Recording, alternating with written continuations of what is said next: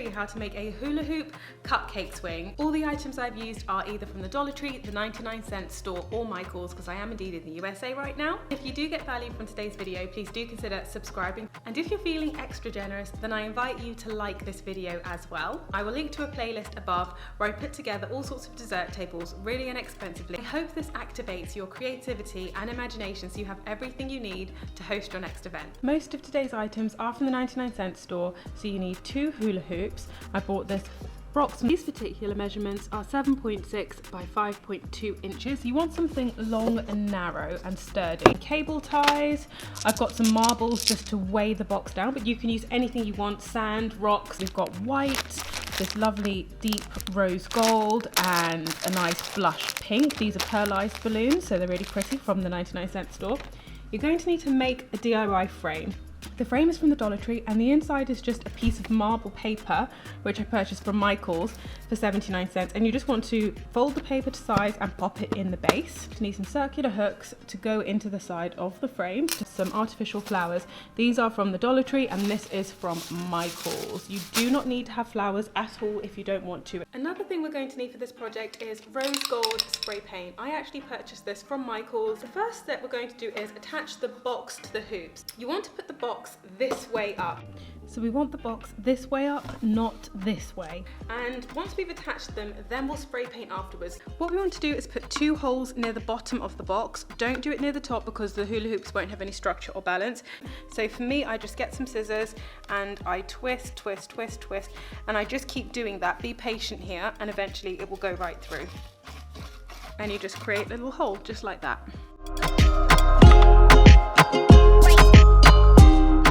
So grab your cable tie, post it through the hole, and very gently tighten it.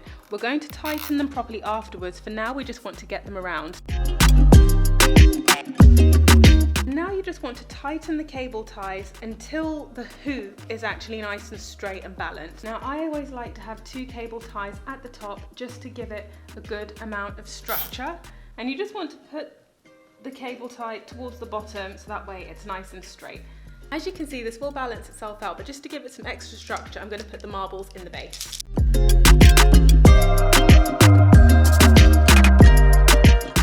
And now you just want to cut away the rest of the cable ties. Sometimes the hoop can overlap on itself like this. Now, sometimes that's a good thing because it means it's actually straight. In this case, it means my hoop is really nice and straight rather than when it's parallel to each other. At this stage, we're going to pop the lid back onto the box, and it is a little tricky because there are cable ties on it, but don't worry, it will eventually go on. Now this is ready for spray painting. Before you start spray painting, I highly recommend some gloves and of course some plastic or an old rag or a quilt that you no longer like to use.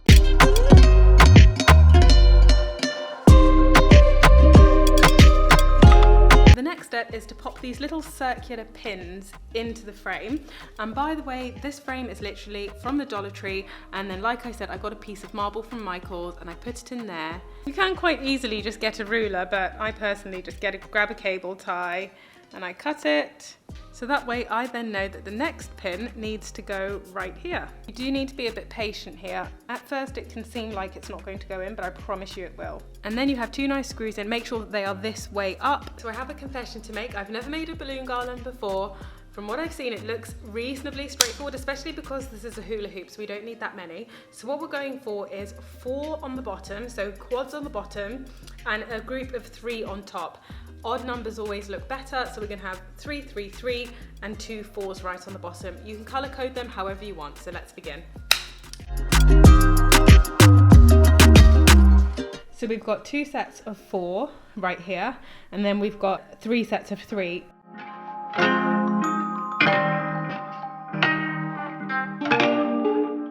You basically have 4 strings, 2 in one hand, 2 in the other, and once you've leveled the frame here and you know where you want to hang it, just grab your string and tie it together.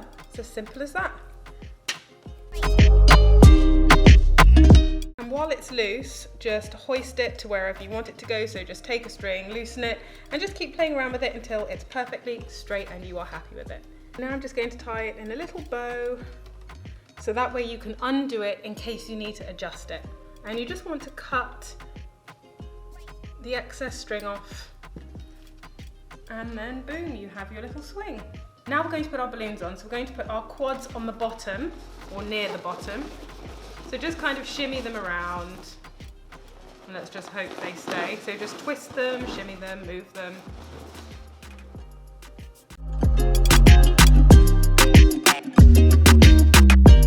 It is coming along nicely now. I have added some more balloons, so I've just added a few more here, there and everywhere. Just play it by eye because you might like the look of yours. Just add as you see fit. And then the last step is to take your flowers and foliage and just give them a cut and just pop them in between some of the balloons where it looks like it should naturally go. There are no rules with this, so just have fun.